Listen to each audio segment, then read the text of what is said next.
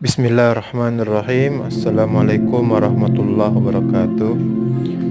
Alhamdulillah, assalatu wassalamu ala rasulillah wa ala alihi wa sahbihi wa man tabi'ahum bi ihsanin ila yaumiddin.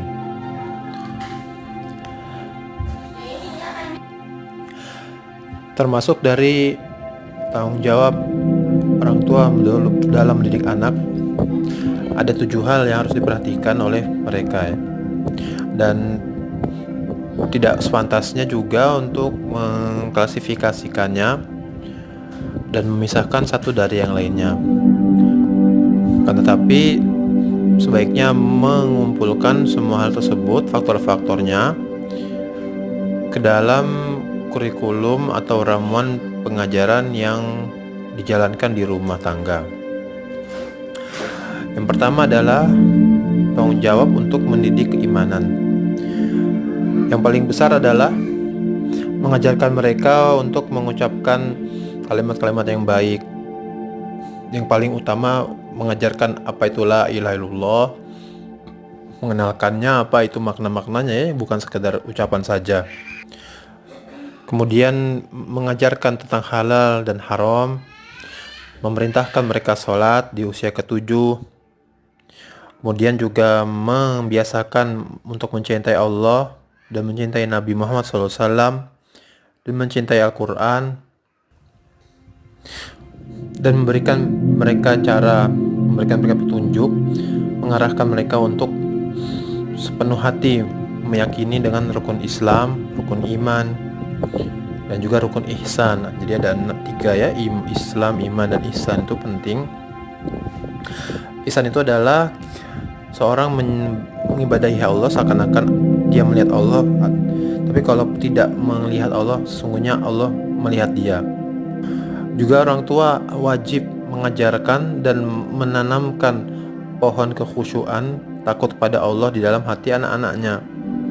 Dan juga wajib mengajarkan ketakwaan, merasa diawasi oleh Allah Subhanahu wa taala di tengah-tengah manusia atau ketika dia sendirian. Kemudian tanggung jawab pendidikan selanjutnya adalah mendidik perkara akhlak. Dan akhlak ini adalah hasil dari pendidikan keimanan juga.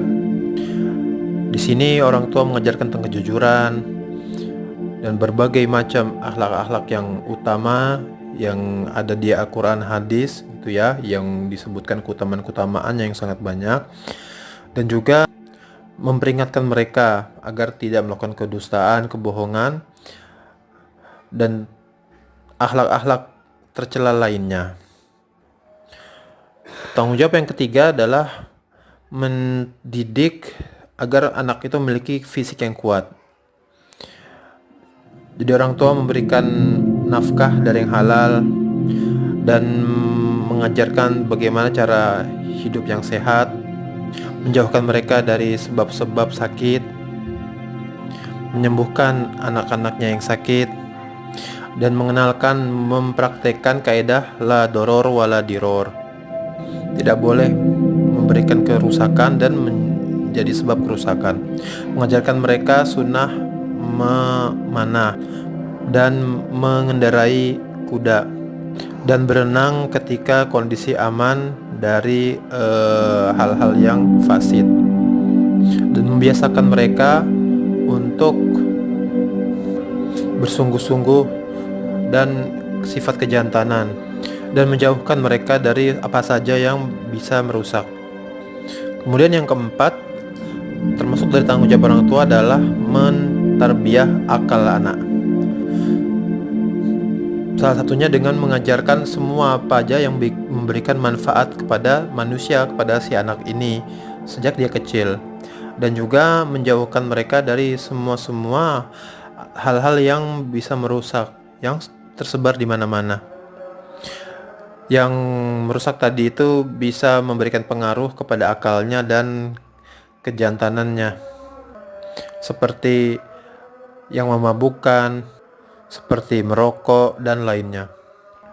Kemudian yang kelima, tanggung jawab orang tua juga adalah mentarbiyah sisi psikologis anaknya, sehingga dia misalnya menjauhkan anak dari perangai-perangai eh, penakut, pengecut, dan hasad, marah, dan merasa rendah diri.